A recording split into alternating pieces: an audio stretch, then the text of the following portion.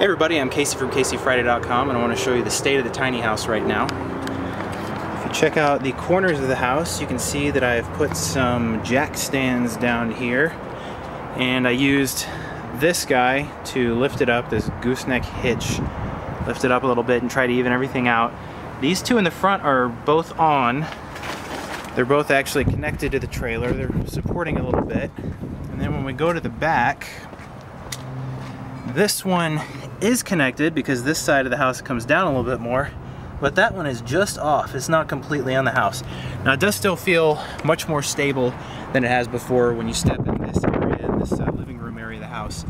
It feels much more stable than it has before, and that's good. And the only way I'm going to be able to get this completely level is to either make some more of these 2x4 little platforms and then jack it up even higher, but I don't really feel like doing that until we're out at our land where the house is going to be permanently installed. So the next thing to talk about is this section over here, which is a pretty crucial section, and I've decided that I like it a lot. This is where the air conditioner outlet is, and you can see this is just screwed in with a wood screw right there and another wood screw on this side. So I can easily remove those and move this thing around. And what I'm thinking about doing is this can be the section where the water enters the house, as well as the electricity, because this right here, there's just some prime real estate for coming down with a wire and coming down with anything and coming through the bottom of the house, rather than having to drill through walls and get that stuff all styrofoamed in, spray foamed. So what I might do is move this over a little bit, and then coming in right where this is right now, I will have the water spigot that'll go into the house, a little water connection. And this is weatherproof, so that's not going to be a problem if it explodes. And if it does explode, then it will fall down and the water will just be watering the earth below us. And then the next thing I want to do is have a connection here that comes out, and I want to mount a main lug right here. So I need to see if I can find one that's less than 9.5 inches tall, which is how tall this 2x10 is. And if I can just mount that right here and have the wire coming out and maybe going into the side of that main lug and having a switch to turn the power on and off to the house, and then also having some sort of plug-in that we can run a wire from this main lug over to the power pole where the power is coming from the electricity company, that would just be perfect, because then our walls stay clear and clean, and we don't have to drill anything through them, and we also don't have to mount anything on them.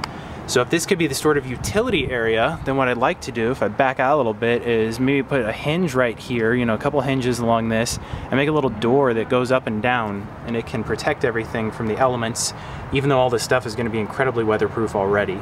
So that's the plan right now, is to have the AC outlet right here, also having the AC tubes for the the coolant and whatnot for the air conditioner coming out right here, and the power wire for it coming through this, and then the AC will be somewhere over here. I mean, this is not where we're going to park the house, but it'll be on a concrete slab right next to the house over here.